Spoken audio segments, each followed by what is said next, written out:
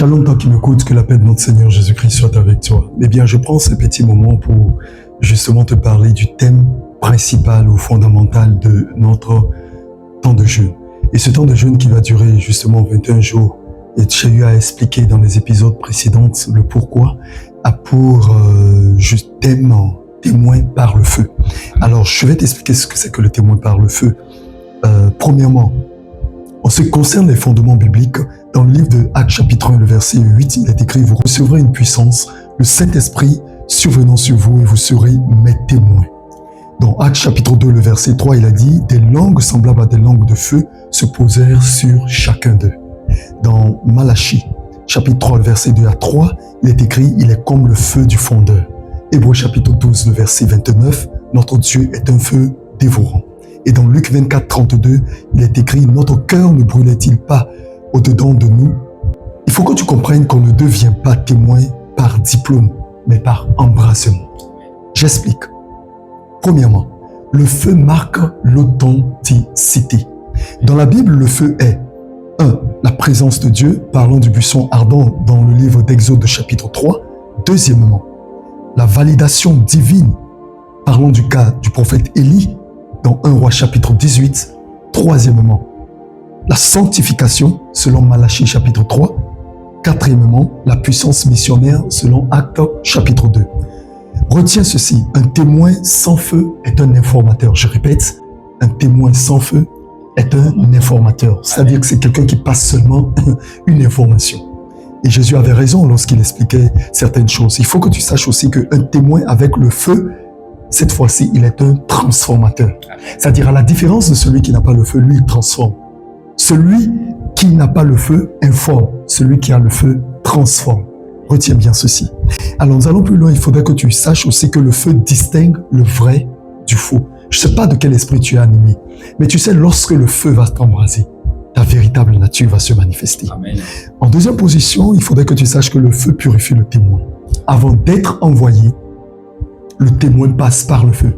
Il y a beaucoup de personnes qui disent qu'elles sont envoyées, mais sans avoir été préalablement testées, approuvées par le feu. Amen. C'est important.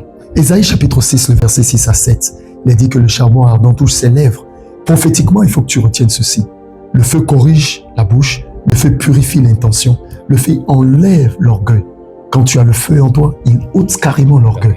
Or, il est important de savoir que Dieu résiste aux orgueilleux et il fait cependant grâce aux humbles. Troisièmement, le feu tue la chair. Et c'est pourquoi il est important de savoir qu'il faut que tu sois baptisé d'Esprit Saint et de feu.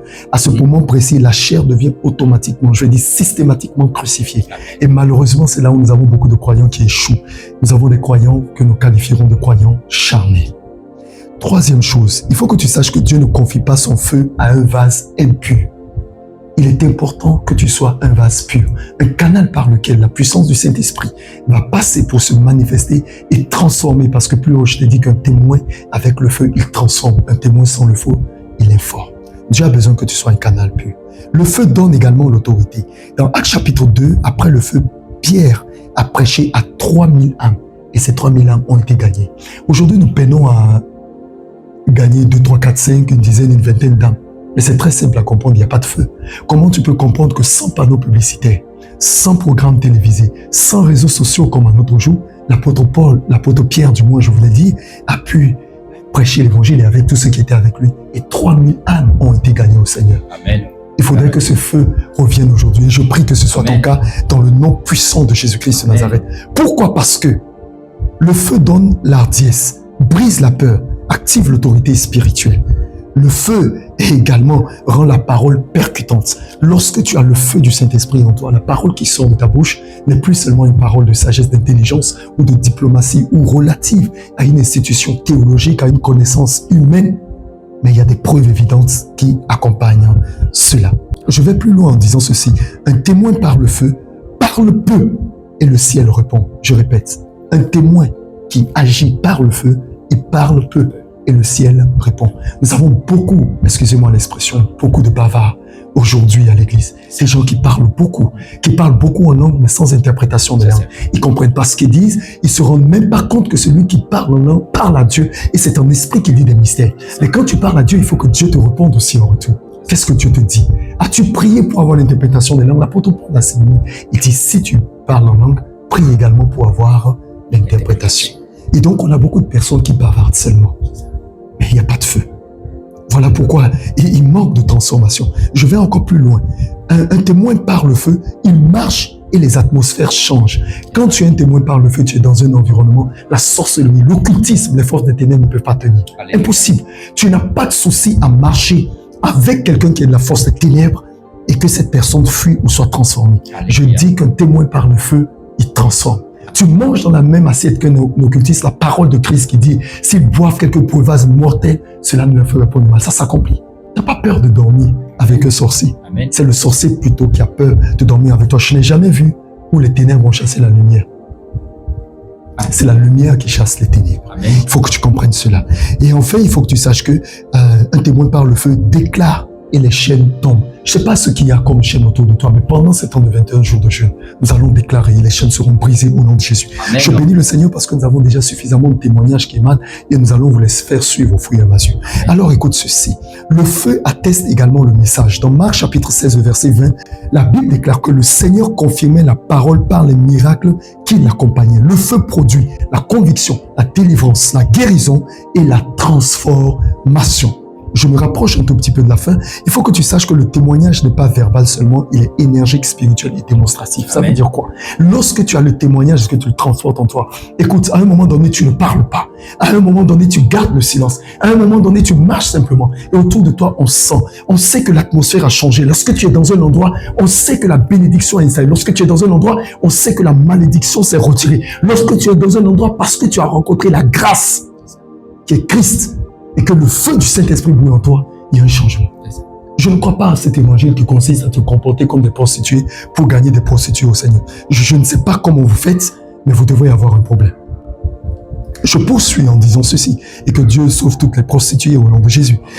Et je vais dire ceci également, le feu attire l'opposition. Quand tu as le feu en toi, tout le monde ne sera pas d'accord avec toi. Daniel chapitre 3, avec le cas des 3 Hébreux, le feu peut tester, révéler ou même séparer. Tu veux savoir qui est à côté de toi? Le feu. Sois un croyant, un témoin de feu. Tu connais très clairement l'identité de ceux qui sont autour de toi, que ce soit des partenaires, que ce soit des collègues, que ce soit des frères ou des sœurs en Christ. De toutes les façons, le feu va révéler la véritable nature de qui tu suis et qui marche avec toi. Mais on va aller plus loin. Il y a un mystère. Je dis mais il y a un mystère. Le feu du monde ne brûle pas celui qui porte le feu de Dieu. J'aimerais te donner ça plus loin. Le feu du monde ne brûle pas celui qui porte le feu de Dieu. En d'autres termes, comprends ceci. Il y a feu dans feu. Amen. Ça me rappelle ce cantique qui dit qu'il y a un feu qui brûle en moi. C'est le feu du Saint-Esprit, comme au jour de la Pentecôte.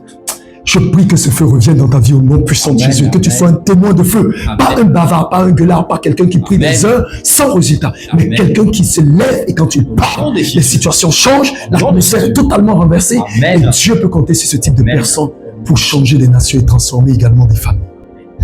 Écoute ceci, le feu du monde, il entre lié, les gens viennent liés, ils sortent libres, les gens viennent 3 avec le feu du monde et on voit 4. Je vais parler des amis de Daniel. On les a liés à 3. Mais on a vu 4 personnes. C'est extraordinaire. C'est là que j'explique qu'il y a feu dans feu. Bien, je m'approche de la fin. Il faut que tu saches également la dimension prophétique pour l'Église en ce qui concerne le témoin de feu. Un témoin par le feu. Dans la dimension prophétique de l'Église. Voici ce que ça donne. 1.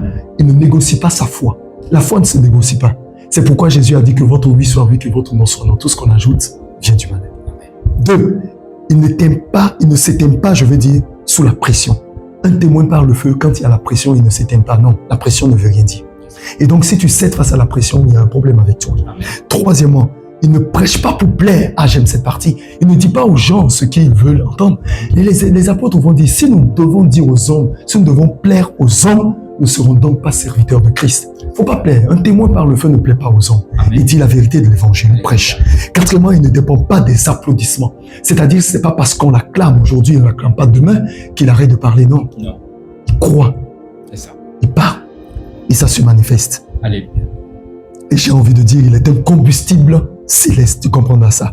En 6e position, je vais te parler des 4 niveaux du témoin par le feu. Premièrement, il y a le feu intérieur, le cœur brûlant. Nous sommes dans Luc 24. Deuxièmement, le feu sur les lèvres, parole inspirée selon Actes chapitre 2. Troisièmement, le feu dans les mains. Il faut que tu comprennes ça. Le miracle et les actes, nous sommes dans Marc 16. Et quatrièmement, le feu autour de soi, une atmosphère transformée. Eh bien, je vais terminer en te disant ceci. Nous allons appliquer pour un mandat ministériel, c'est-à-dire avec le ministère apostolique, prophétique et parole que nous avons aujourd'hui, nous allons adapter le témoin par le feu. Qu'est-ce que le témoin par le feu? Dans un mandat apostolique et prophétique, un ministère n'a pas besoin de publicité excessive, de manipulation émotionnelle. Il a besoin de feu authentique, d'autel vivant, de sainteté, d'intimité, car le feu attire ceux qui ont faim. Que Dieu te bénisse abondamment. J'espère que tu as compris le message. Témoin par le feu, c'est ce que Dieu veut pour toi pendant ces 21 jours. Mais je crois, et au son de ma voix, tandis que je lève la main vers le ciel, j'atteste ces choses dans le nom de Jésus. Où que tu sois, que le feu du Saint-Esprit brûle en toi. Il dit, vous serez baptisés d'Esprit Saint et de feu.